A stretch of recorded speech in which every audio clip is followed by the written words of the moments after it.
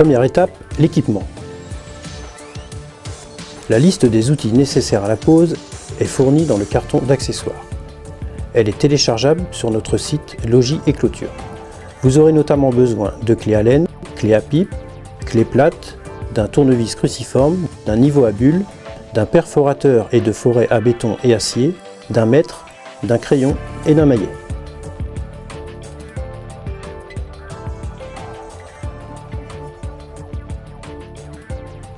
Par précaution, à réception de votre colis, nous vous conseillons de bien vérifier l'état général de l'emballage et du produit. Deuxième étape, le déballage. Pendant le déballage, attention à ne pas rayer le produit avec un outil coupant. Découpez l'emballage au niveau des mousses de protection sans appuyer. Vérifiez que le produit correspond bien à la commande, modèle, couleur, dimension. Manipulez le portillon avec précaution.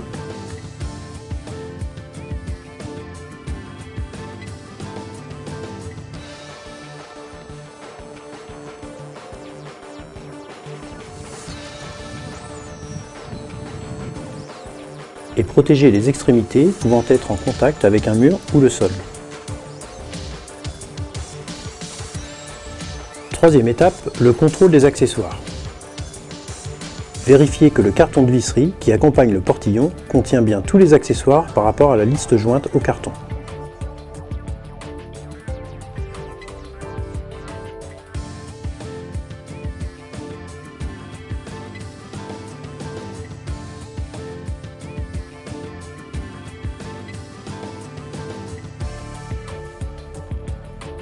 Quatrième étape, vérification des cotes. Contrôlez bien votre largeur entre piliers et la hauteur pilier nécessaire pour la pose correcte par rapport au produit commandé. Pour un portillon de 1050, vous devez avoir 1050 mm entre piliers. Pour un portillon battant, la hauteur des piliers doit être supérieure de 80 mm minimum à celle du portillon. Cinquième étape, vérification des niveaux. Le seuil et les piliers doivent impérativement être de niveau. Vérifiez le niveau du seuil entre piliers, le niveau du sol derrière le portail côté ouverture sur la longueur des vantaux et le niveau vertical des piliers. Sixième étape, la pose de votre portillon. Positionnez les embouts hauts sur les montants du ventail. Embout percé côté gond. Sixième étape, la pose de votre portillon. Pose du gond bas. Vous aurez besoin du perforateur, d'un maillet, de forêt à béton, clé à pipe, clé plate, de clé Allen, d'un niveau à bulles, d'un crayon, d'un mètre. Positionnez le gond bas sur le sol, de préférence dans l'axe du pilier. En cas de motorisation, reportez-vous à la notice du moteur. Tracez les repères de perçage. Nous préconisons de faire un avant-trou de 8 mm avant le perçage définitif.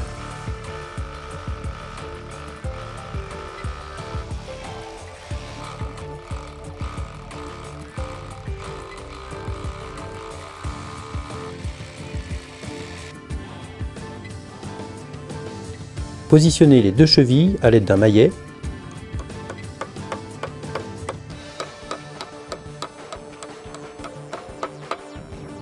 Retirez la partie femelle du gond à l'aide d'une clé Allen.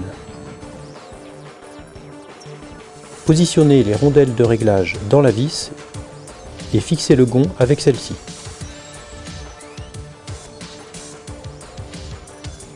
Positionnez la partie femelle du gond dans le montant.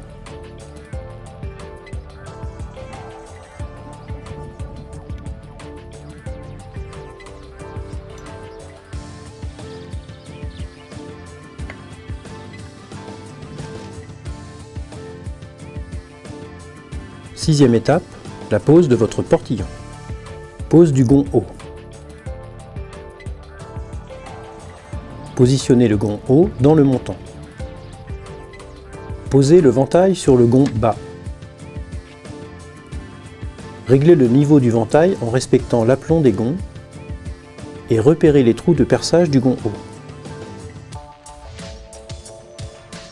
Retirez le ventail du gond bas.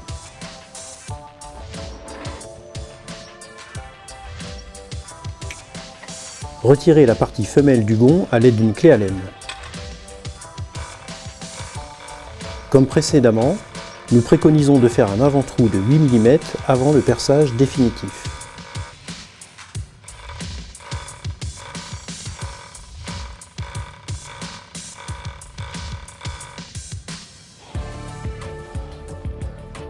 Positionnez les deux chevilles à l'aide d'un maillet.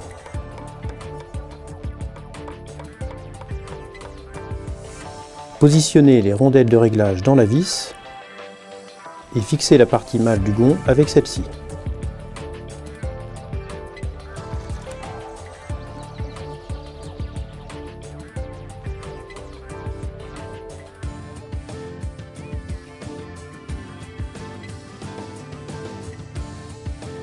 Sixième étape, la pose de votre portillon. Pose du ventail. Positionnez la partie femelle du gond dans le haut du montant. Posez le ventail sur le gond bas, puis basculez le ventail et assemblez le gond haut avec la clé Allen.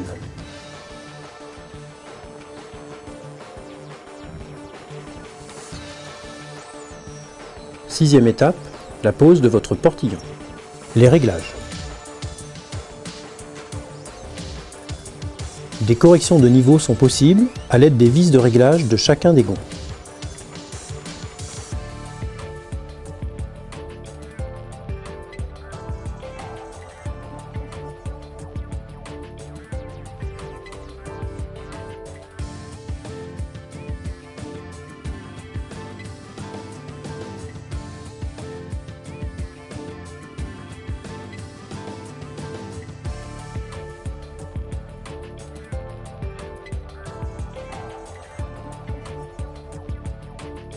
Septième étape, la pose des accessoires. La poignée.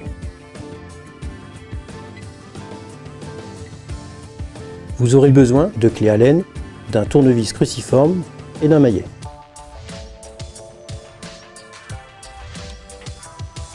Posez les plaques de propreté sur le montant à l'aide des vis fournies dans les trous pré-percés.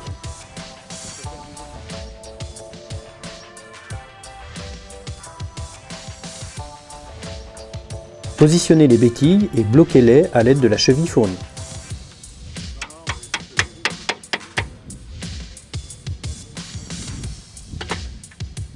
Si besoin, réglez le peigne avec une clé Allen.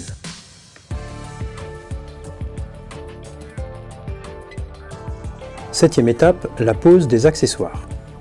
Pose de la battue sur pilier.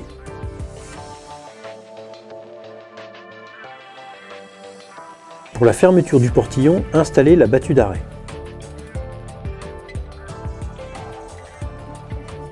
Vous aurez besoin du perforateur, de forêt à béton et acier, d'un tournevis cruciforme, d'un niveau à bulles, d'un crayon, d'un mètre.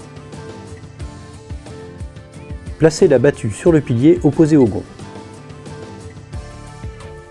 Repérez la hauteur par rapport au ventail fermé et réglez les niveaux. Tracez l'emplacement de la battue sur le pilier et repérez les trous de perçage sur la battue.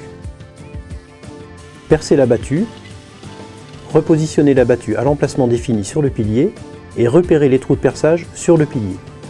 Percez le pilier et vissez la battue avec les chevilles et les vis fournies. Septième étape, la pose des accessoires. La gâche. Vous aurez besoin du perforateur, de forêt à béton, d'un tournevis cruciforme, d'un crayon, d'un mètre. Positionnez la gâche sur le pilier et contre la battue à l'emplacement du peigne. Tracez l'emplacement des trous, percez le pilier et vissez la gâche avec les chevilles et les vis fournies.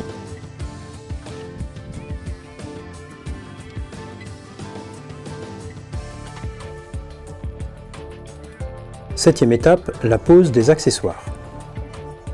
L'embout haut. Positionnez l'embout haut sur le montant du ventail. Notre conseil, collez l'embout avec des points de silicone.